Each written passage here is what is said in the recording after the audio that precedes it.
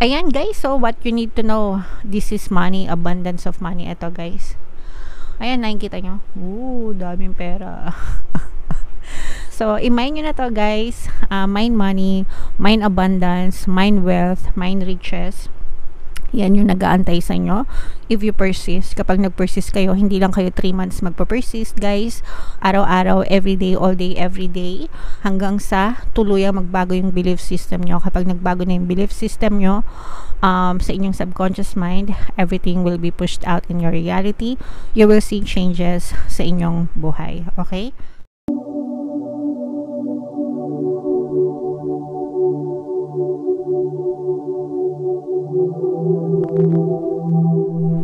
Hello guys, hello Aries, welcome back to Pinoy Pixie Tarot. Ang pamagat ng ating episode for tonight is Story Mo Ba To? Ito isang timeless reading para sa Aries, Sun, Moon, Rising Sign, and Venus. Sa reading na to guys, titingnan natin where you are right now, mga potential and challenges, what you need to focus on, your past, present, future energy, mga suggested approach, and yung potential future ng story nyo guys, alright? So, shuffle ko yung cards, hanapin ko yung energy ng Aries.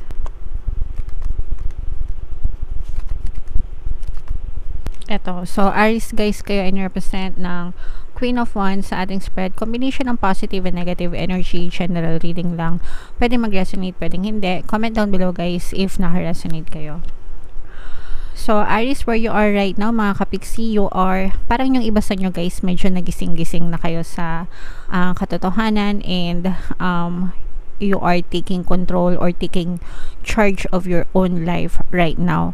Ang focus ng inyong energy, mga kapiksi, is yung kabuhayan nyo, no? And kabuhayan, yung mga responsibilities and mga obligasyon nyo sa inyong buhay, mga kapiksi. Okay, so yung iba sa inyo talaga nagsisikap umunlad, umasenso, sumagana sa buhay, mga kapiksi. For some of you, parang feeling ko pinaplano nyong mabuti. Although yung iba sa inyo, parang feeling ko marami kayong toxicities, no, na nakapaligid sa paligid nyo, no? Parang maraming toxicities, maraming mga negative influences, may mga negative circumstances na nakikita kayo sa paligid nyo, pero you don't let it affect you.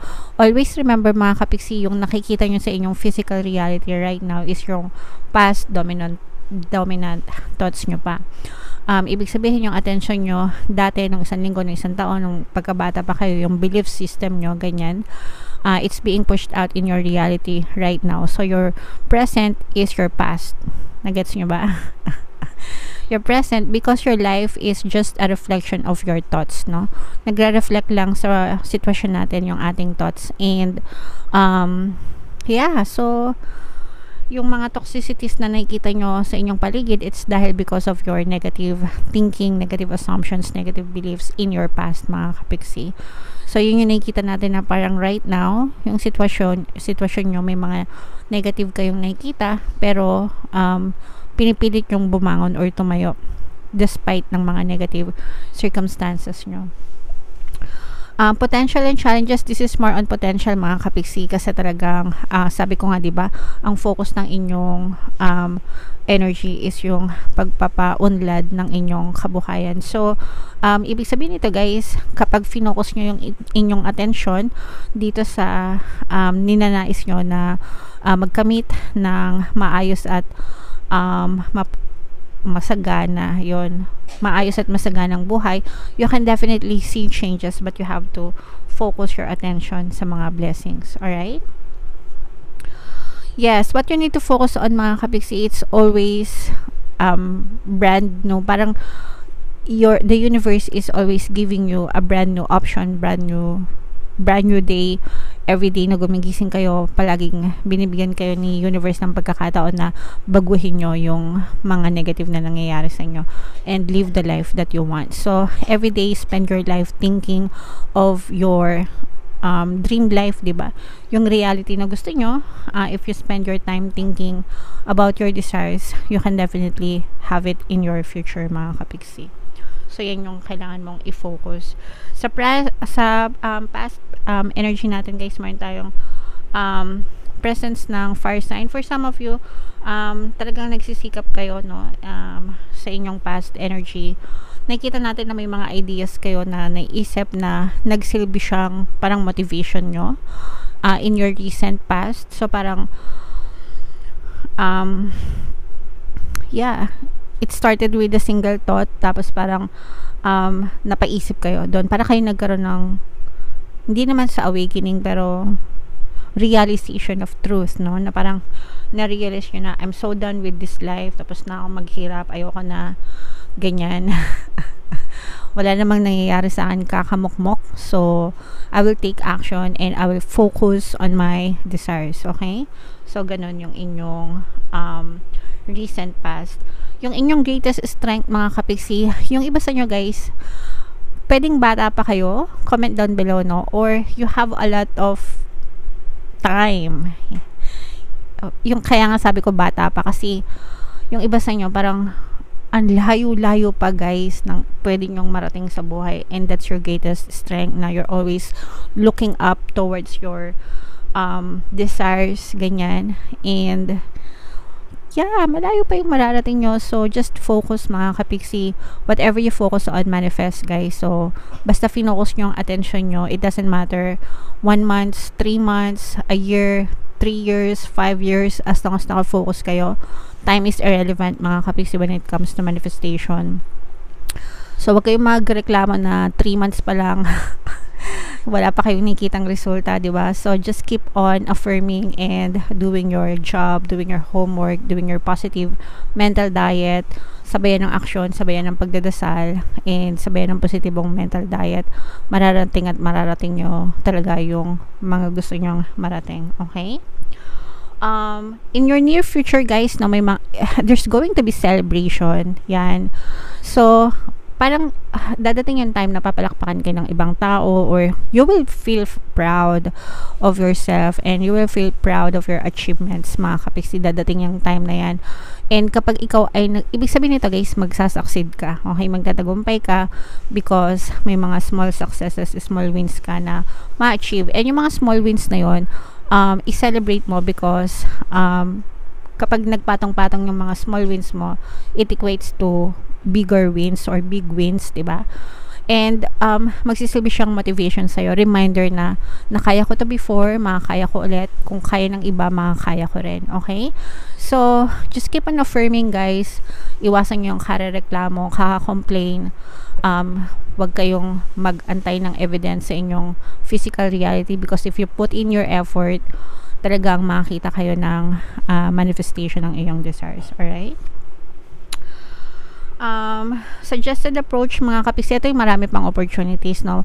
Ibig sabihin nito, don't afraid to try new things, other things. Don't be afraid to go out of your comfort zone, kasi hindi nyo naman malalaman yung resulta hanggang hindi nyo sinusubukan yung mga bagay-bagay. Okay? And some of them, may mga times talaga na failure yung mapipili natin, or magkakamali tayo ng mga decision, pero palagi namang merong another chance, another opportunity. So wag nyong sasayangin yun. Wag kayong mag-give up agad kasi hindi lang nag-manifest yung gusto nyo sa loob ng 3 months, diba? So just focus and keep on persisting, mga kapiksi. Again, time is irrelevant when it comes to manifestation. Depende yan sa mga blocks nyo. Pag marami kayong blocks, marami kayong negative stories, and you're always complaining, hindi talaga kayo makakita ng resulta sa inyong 3D. So just keep on persisting, put in the work, positive mental diet, you will get to where you want to be. Ayan guys, so what you need to know, this is money, abundance of money. Ito guys, ayan, nakikita nyo, daming pera.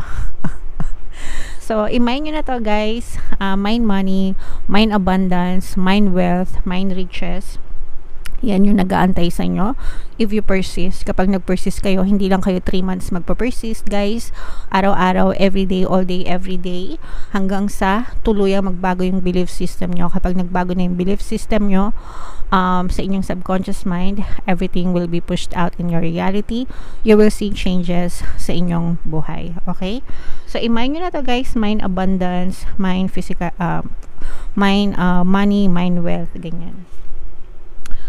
So, your hopes and fears, these are more on hopes. Ito mga kapiksi, ibig sabihin nito, you will be emotionally happy and satisfied in the future kasi magiging masaya ka dahil punong-puno ka ng pera. Sabi nila, money can't buy happiness, okay? But, money can buy things that make you happy, diba? So, ganun na lang, diba? So, hindi naman dahil sa pera, but bakit ba nag-e-effort yung mga tao para umunlad at umasenso, diba? Pera din. Para mawala yung mga agam-agam sa buhay and to live comfortably mga kapiksi. And in the future, talagang you will live a comfortable life mga kapiksi. Satisfied ka, magiging satisfied ka. Pero again guys, no, you will need to make an effort all day, every day. Hindi lang sa loob ng 3 months, mga kapiksi. Hindi yung porket hindi kayo nakita ng evidence in 3 months, mag-give up na kayo. That's wrong. You have to continue on reprogramming your subconscious mind, your beliefs, hanggang sa tuluyan magbago yung inyong belief system and yung inyong physical reality. And sa potential future guys, no, parang sinasabi dito na maghinay-hinay kayo sa inyong potential future. Ayan, maghinay-hinay kayo sa inyong potential future kasi baka marami na kayong pera tapos lustay dito, lustay doon, kasi minsan mga ganun, no, kapag madami na yung pera, lumalago na yung income nila, so luxurious life, nawawala, mabilis ding nawawala yung mga pinaghirapan nila because they don't know how to spend, diba? So, make sure na maghinay-hinay din kayo sa paggastos kapag dumating yung time na marami na kayong pera mga kapiksi. Make sure na i-value nyo, no? I-value nyo yung mga blessings na kaloob sa inyo ni universe mga kapiksi. Alright? So, yan yung mga messages para sa inyo, Aries. Comment down below guys if naka-resonate kayo dyan. Tingnan natin na, nabubulol ako.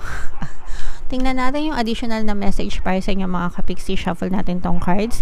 Habang sinashuffle ko to guys, panoorin nyo muna tong videos natin regarding sa ating paano mag-manifest ng abundance video course. Kapiksi, sawa ka na ba sa mga struggles at hirap sa buhay mo? Masipag ka ba at masikap sa buhay ngunit hindi ka pa rin umaasenso? Ilang beses ka na bang nag-attempt magnegosyo at mag-invest pero palagi ka pa rin nalulugi? Sa pagkakataon na ito ay maaaring may subconscious beliefs ka na nagiging balakid sa iyong pag-unlad at pagyaman. Introducing, paano mag-manifest ng abundance video course. Dito ay matututunan mong ma-overcome ang mga balakid mo para tuluyan ka ng umunlad, umasenso, sumagana, maging matagumpay, successful at maswerte sa iyong kabuhayan, pera, trabaho, negosyo, salapi at kaperahan ng bonggang-bongga. Dali, mag-send na ng email sa pinoypixitaro@gmail.com at simulan na ang iyong pagyaman ngayon. Alright, so gusto mo bang yumaman kapiksi? Kung gusto mong yumaman at umunlad at umasenso ng bongga, mag-avail ka na ng course. Sobrang ganda talaga niyan, and good news, no, kasi magbibigay ako ng 10% discount until October 31 mga kapiksi sa lahat na mag-avail, so mag-avail na kayo. And meron din tayong email coaching. Manifest your desires using the law of attraction if meron kayo mga specific na gusto nyong i-manifest. Pwedeng love and relationship, pwedeng money or career mga kapiksi. Pwede kayong magpabook ng email coaching session with me. Mag-send lang kayo guys ng email sa pinoypixitaro@gmail.com. So, ito yung mga additional na mensahe sa inyo. Unahin natin to guys, never ending story. Ito yung, ibig sabihin nito guys, paulit-ulit yung nangyayari sa inyong sitwasyon, lalo na kung may mga negative na nangyayari sa inyo, kahirapan, pagdurusa, challenges. It is because yung pattern of thoughts nyo hindi pa rin natatapos, hindi pa rin napapalitan, okay? Para ma-reprogram yung inyong subconscious mind, you have to keep on persisting sa inyong new stories over and over and over again hanggang sa ma-replace yung inyong mga old assumptions, old beliefs, para magbago yung takbo ng buhay nyo. Otherwise, kung hindi nyo babaguhin yung story sa isip nyo, paulit-ulit lang din na mangyayari yung mga negative na nangyayari sa inyo, like kahirapan, challenges, problema. So, hindi yan nare-reprogram sa loob ng 3 months lang, especially if marami kayong negative assumptions, negative beliefs sa isip nyo, mga kapiksi. It takes sometimes a lot of months, a lot of years even, hanggang sa completely ma-reprogram yung inyong belief system. Okay? But the good thing about it is, sabi ko nga, everything is changeable and malleable. Basta baguhin yung pattern of thoughts nyo and consistent kayo sa pagpapersist sa bagong story na gusto nyo mangyari sa buhay nyo para maputol yung mga negative stories nyo, mga kapiksi, and makawala kayo dun sa buhay na mahirap, buhay na puro challenges, buhay na puro problema. Okay? So, do the hard work, mga kapiksi, and stop complaining. Alright? All that glitters, ibig sabihin nito guys, hindi lahat ng nasa paligid mo is ginto, or hindi lahat ng ginto, hindi lahat ng kumikinong ay ginto, mga kapiksi. Sometimes may mga tanso din. So, be careful. Ibig sabihin nito, matuto kayo mag-filter ng mga fake versus authentic, ganyan, para hindi kayo ma-scam. Sa lahat ng aspeto to guys, pwedeng sa tao, 'di ba? Tao, may mga fake din na tao, sa mga sitwasyon, sa mga transactions, 'di ba? Especially. So, always mag-ingat, mga kapiksi, kasi yung akala mong ginto, mamaya tanso pala. Yung akala mong best friend mo, sila pa pala yung ahas na alam mo yun, titirahin ka ng patalikod, 'di ba? So, yeah. And ito, mga kapiksi, ibig sabihin nito, very smooth sailing, no? Yung iyong pamumuhay, basta wala kang resistance. Pag sinabing resistance, yun yung blocks, no? Nagiging balakid siya sa mapayapang pag-unlad or pag-asenso ng inyong buhay, mga kapiksi. And most of the times, yung mga blocks na yun, yun yung mga negative old stories, old beliefs, old patterns, old emotions na meron kayo na nakatanim sa inyong subconscious mind. Whatever is seeded in your subconscious mind is always being pushed out in your reality. So, yeah. Paulit-ulit ako guys kasi merong hindi makaintindi. So, sana naintindihan nyo. And paulit-ulit pa rin ako dyan hanggang sa maintindihan nyo. And para talagang matulungan kayo na magbago yung takbo ng inyong buhay, mga kapiksi. Alright? So, comment down below, Aries, if naka-resonate kayo. Ito yung inyong 2024 kapalaran, guys. Kung hindi nyo pa napapanood, panoorin nyo na. Super nice, super ganda. And ito naman yung ating success stories ng paano mag-manifest ng abundance video course. Thank you for liking, sharing, and subscribing, mga kapiksi. See you again next time. I love you all. Have a nice day. Bye-bye.